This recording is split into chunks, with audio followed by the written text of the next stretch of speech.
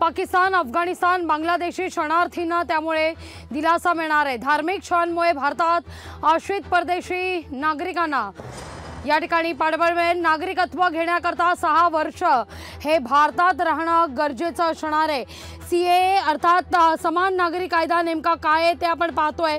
केंद्र सरकारकडून सीएए संदर्भात अधिसूचना आता जारी करण्यात आलेली आहे। काही वेळापूर्वी आपण जर पाहिलं तर पंतप्रधान नरेंद्र मोदी हे देशवासियांना संबोधित करतील असं म्हटलं जात होतं, पण त्यानंतर अचानकपणे केंद्र सरकारकडून हे संबोधन केलं जाणार नाही असं देखील बातमी समोर आली। आणि आता लोकसभा निवडणुकीआधी एक मोठा निर्णय आपण पाहतोय।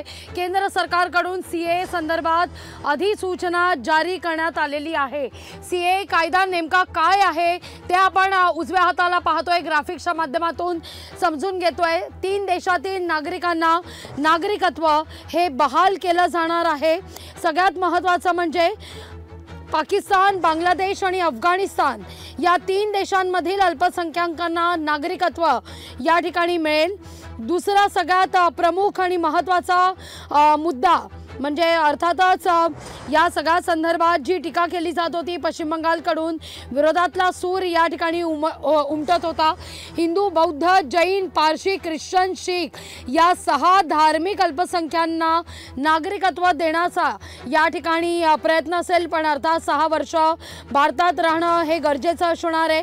नागरिकत्व सुधारणा विधेयकामुळे आता ही अट शिथिल होऊन 6 वर्षावर येणारे। अधिक प्रतिक्रिया देण्याकरता सुधीर मुनगंटीवार आपल्यासोबत जोडले गेलेले आहेत। सुधीर भाऊ, काय पहिली प्रतिक्रिया आहे या सगळ्यावर? देशांनी याचं स्वागत केलं पाहिजे। विश्वगौरव युगपुरुष नरेंद्र मोदीजी यांची 3 वैशिष्ट्ये आहेत: दिव्य दृष्टी, दूरदृष्टी, दीर्घदृष्टी।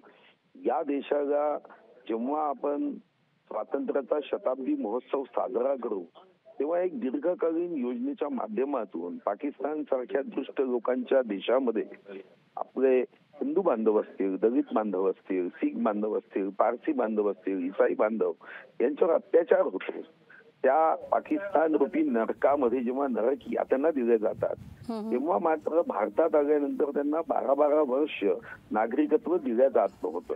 आणि अशा प्रसंगामध्ये त्यांना नागरिकत्व देताना सहजता, सुलभता आणि सरळता यावी यासाठी या कायद्यामध्ये तरतुदी आहे। आणि स्वर्गीय भारतरत्न, विश्वरत्न डॉक्टर बाबासाहेब आंबेडकरांनी सुद्धा या संदर्भात अतिशय सकारात्मक दृष्टिकोन तेव्हाही घेतला। मला वाटतं की संविधानाला जन्म देणारे बाबासाहेब यांच्या दृष्टीमधला जो कायदा आहे किंवा नोटिफिकेशन आहे ते नोटिफिकेशन आज निघालं आहे। अगदी सुधीर भाऊ, पण आपण जर पाहिलं तर सातत्यानं या कायद्या संदर्भात पश्चिम बंगालकडून विशेषतः विरोधकांकडून विरोधाचा सूर उमटत होता। यावर अनेक प्रतिक्रिया देखील समोर आलेल्या होत्या। साधारणतः जे तुष्टीकरण करणारे लोक आहेत, सत्तांध लोक आहे, मतासाठी लाचार लोक आहे, ते मात्र अशा पद्धतीने कायद्याला विरोध करतात। आचारसंहिता लागण्यापूर्वी हा निर्णय घेण्याची घाई केली जाते।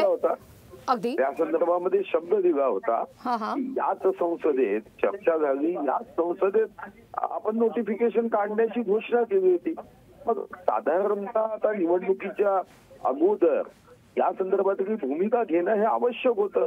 आणि भारतीय जनता पार्टी कधीच मताची चिंता करत नाही, भारतीयांच्या मनाची चिंता करणारा एकमात्र पक्ष भारतीय जनता पक्ष आहे।